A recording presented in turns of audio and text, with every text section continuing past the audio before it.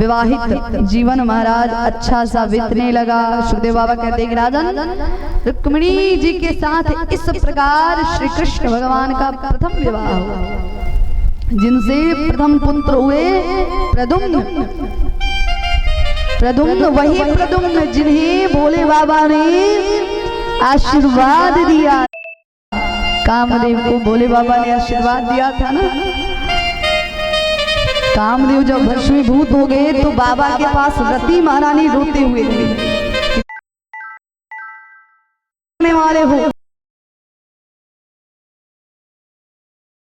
आप सबके रखवाले हो, आप जैसा कोई भी जग का रखवाला नहीं है। तो स्वामी मेरी झोली में ये दुख का सुंदर सा फल क्यों दे दिए प्रभु। अब ये सुन करके बाबा को दया आई।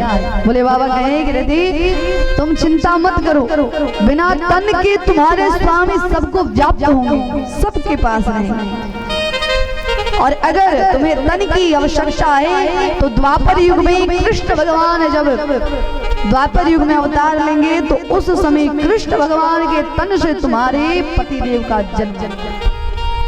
तो वही प्रद्युम्न जन्म लिए। सुखदेव बाबा कहते हैं कि प्रद्युम्न जन्म लिए तो भौमासुर नाम क्या एक राक्षस जो भगवान का विरोधी था, वो राक्षस ने क्या किया कि प्रद्युम्न को चोरी कर लिया। चोरी कर लिया तो नारद जी को पता चला। अब नारद जी कहाँ चुप रहने वाले। नारद जी बोले अरे आप इतने बड़े विद्वान हैं, आप देखिए हरदम तो पाप आप करते ही रहे, लेकिन कुछ तो पुण्य करिए। अब अपने हाथों से इस बालक को मारेंगे तो फिर आपको भी पाप लगेगा। एक काम करिए, इस बालक को जल में फेंक दीजिए। जल में फेंक देंगे तो ना आपको पाप लगेगा और बालक का जो होना है हो ही जाएगा। भौमासुर ने क्या किया कि हाथ से उठाया बालक और लेकर प्रद्युम्न को जल में फेंक दिया। जब जल में फेंके तो एक मछली ने, मादा मछली ने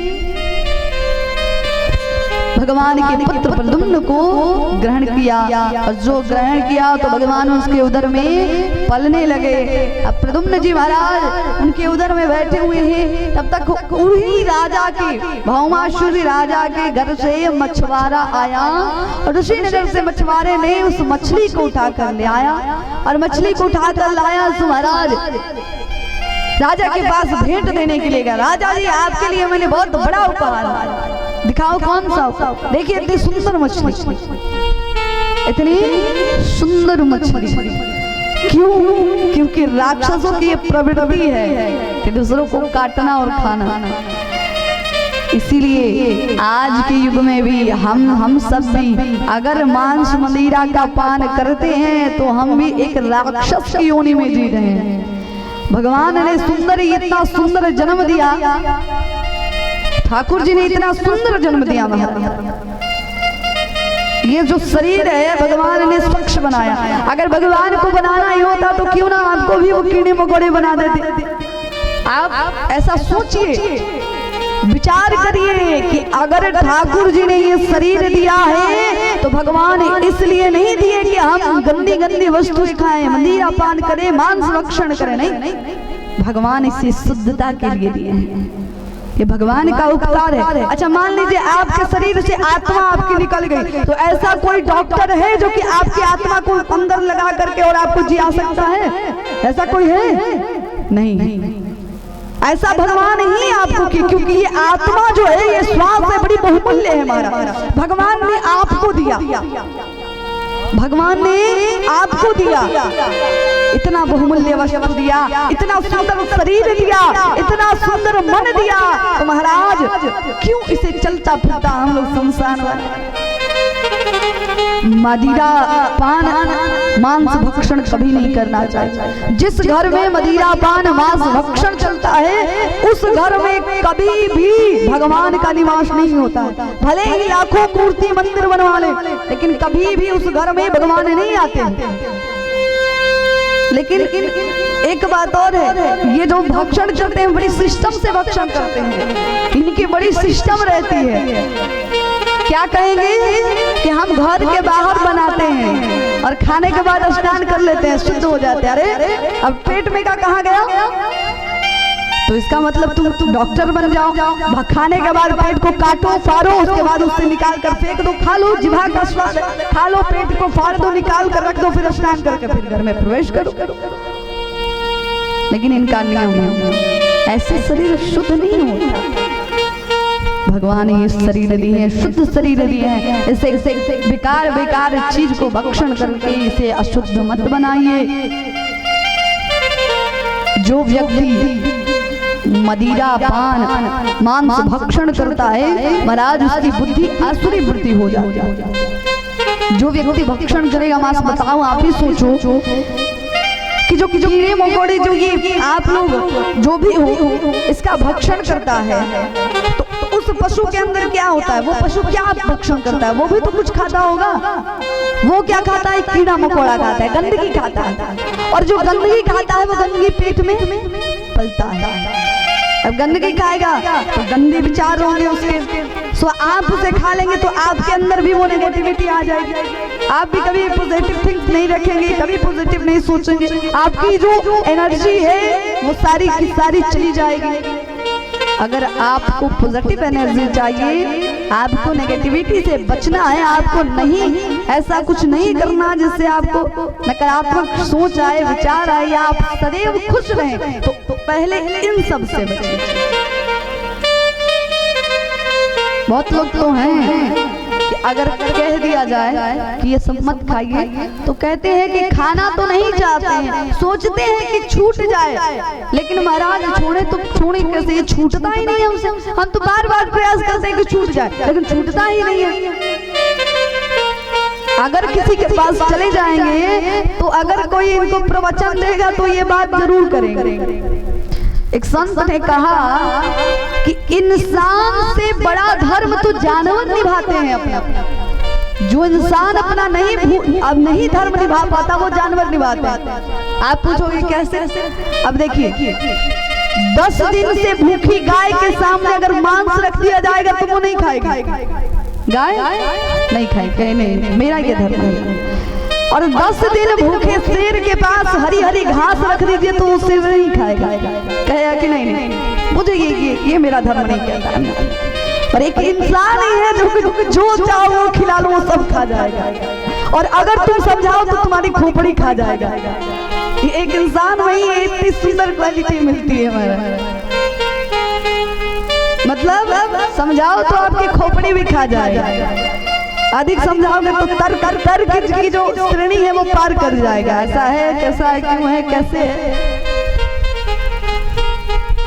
तो एक इंसान ही है, पशु भी अपना धर्म निभाते हैं। इसीलिए तो पशुओं के लिए कोई प्रवचन नहीं होता है, इंसानों के लिए प्रवचन होता है। पशु के लिए कभी सुने कि गाय घोड़ा भैंस आदि सब बैठ करके प्रवचन सुने? प्रवचन मनुष्य ही सुनते हैं। और कितना सुंदर संगीत, जबकि मनुष्यों को भगवान ने बुद्धि दी है। खुद का बुद्धि लगाइए और अशुद्धता से बचिए। ये मत कहिए कि हम छोड़ना तो चाहते हैं लेकिन छूटता ही नहीं। एक व्यक्ति संत के पास गया। अब संत के पास जाकर के बोला कि देखो महाराज, मदिरा पान छोड़ना तो चाहता हूँ लेकिन छूटता ही नहीं है। अब कुछ आप ही तरकीब बताइए कि मेरा छूट जाए। ये गंदे गंदे काम हमसे अच्छे नहीं लगते। संत ने कहा कि कल आना, मैं तुम्हें बताऊंगा कि क्या करोगे तो तुम्हारा ये सारा जो भी गंदा है वो सब छूट जाएगा। बोले ठीक। अब सुबह में वो व्यक्ति आया, सुबह में चलते चलते आ रहा था आगे। संत ने देखा कि वो आ रहा है। संत तुरंत कूद करके खम्भे को पकड़ लिए। जब खम्भे को पकड़ करके लटक गए, अब व्यक्ति जो देखा बोला कि अरे अब मदिरा पान तो हम करते हैं लेकिन भंगेड़ी बाबा ये हो रहे हैं, क्या हो रहे हैं? प्रभाव इनके ऊपर पड़ने लगा क्या? अब संत के पास आया वो व्यक्ति, बोला कि आप ये क्यों, क्या हुआ आपको?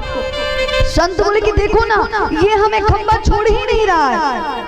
व्यक्ति बोला अरे आप छोड़ेंगे तब तो छूटेगा, छोड़िए तो सही। बोले नहीं नहीं, ये मुझे पकड़ कर बैठा हुआ है, ये पकड़ लिया है, छूट नहीं रहा है मुझसे। बोले अरे ये कैसे? अरे महाराज आप ढोंग कर रहे हैं, मन की आप मन को अपने कहिए कि ये छोड़ सकते हैं। खंबा निर्जीव है, खंबा सजीव नहीं है। आप में जितना शक्ति है उतनी खंबे में शक्ति नहीं है। आप छोड़िए, खंबा किसी को पकड़ता नहीं है। संत कहे कि यही मैं तुम्हें समझाना चाहता हूँ, मदिरा किसी को पकड़ता नहीं है, इंसान पकड़ करके बैठ जाता है और कहता है कि छोड़ नहीं रहा। इंसान से शक्तिशाली कुछ नहीं।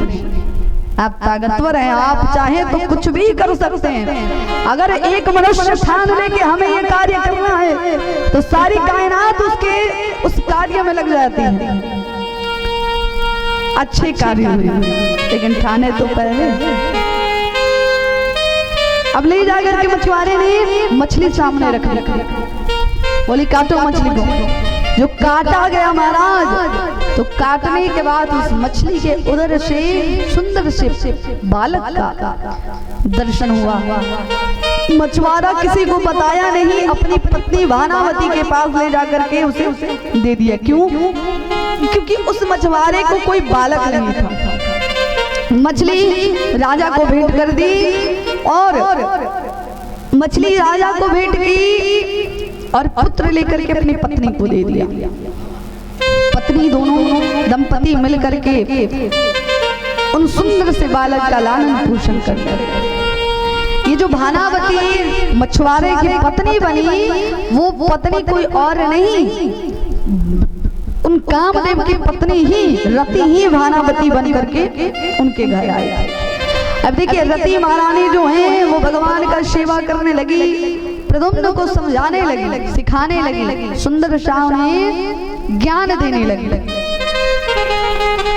क्यों ज्ञान दी? क्योंकि देखिए एक जो स्त्री होती है सर्व काम, जितने भी काम किया जाए वो सक्षम होती है स्त्री करने में। एक स्त्री माँ भी है, एक स्त्री पत्नी भी है, एक स्त्री बहन भी है। स्त्री जैसा महान इस संसार में कोई नहीं है। स्त्री जो कर सकती है और कोई बिल्कुल नहीं कर सकता। इसलिए घर में अपनी स्त्रियों का विधिपूर्वक सम्मान करें। स्त्री को कभी भी डांटना नहीं चाहिए, पीटना नहीं चाहिए। जिस घर में स्त्री को मारा जाता है, जिस घर में स्त्री को बिन कारण ही डांटा जाता है, बोला जाता है, गाली सुना जाता है, उस घर की लक्ष्मी रूठ जाती है। इसलिए स्त्रियों को आदर दीजिए। जिस घर की बहू और बेटी हरदम मुस्कुराती रहती है, उस घर में लक्ष्मी मैया कहती हैं कि उस घर से मुझे जाने की इच्छा ही नहीं होती है। क्यों? क्योंकि जो स्त्री है वो साक्षात लक्ष्मी स्वरूपा है। इसलिए स्त्री का आदर कर।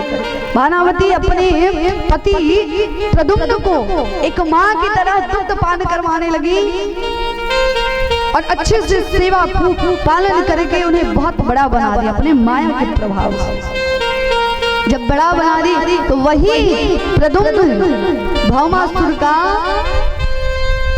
काल बन करके भौमासुर के साथ युद्ध किए और युद्ध करने के बाद भौमासुर का वध कर डाला। जब भौमासुर का वध कर डाले तो प्रद्युम्न जी महाराज और देवी भानावती दोनों नवयुवती बन करके और भगवान कृष्ण के पास गए और भगवान अपने पुत्र और पुत्र वधू का स्वागत किए। सुखदेव बाबा कहते हैं कि राजन, इस प्रकार भगवान के पुत्र प्रथम पुत्र हुए। हाँ, ये तो पता ही था हमें। सुनना कम है, समझना कम है। आप तो सुनिए, ध्यान से सुनिए। भगवान कृष्ण के प्रथम पुत्र कौन थे? हाँ, मिंटू ही होंगे, चिंटू ही होंगे। आपको यही सुनाई दिया होगा। भगवान कृष्ण के प्रथम पुत्र थे प्रद्युम्न। कौन थे? प्रद्युम्न। और प्रद्युम्न के पुत्र हुए महाराज, प्रद्युम्न के पुत्र हुए अनिरुद्ध। अनिरुद्ध का विवाह भी बड़ा विचित्र तरीके से हुआ। सुखदेव बाबा कहते हैं कि राजा, प्रद्युम्न के पुत्र अनिरुद्ध का विवाह बाणासुर की पुत्री उषा के साथ हुआ। उस विवाह में कृष्ण भगवान और भोले बाबा के साथ युद्ध भी चली। कृष्ण भगवान और भोले बाबा युद्ध करने लगे। क्यों? क्योंकि बाणासुर जो था भगवान भोलेनाथ का परम भक्त था और भोले बाबा का एक ही काम होता है कि भोले बाबा अगर कोई व्यक्ति भगवान भोले को सच्चे हृदय से पूज दे, हृदय से कुछ नहीं जानता, एक लोटा जल ही भगवान शिव पर जाकर अर्पण कर दे, तो महाराज भोले बाबा इतने दानी हैं कि तुरंत भोले बाबा रिझ जाते हैं, है ना। कहता एक साधक, वो सारे जग का है वो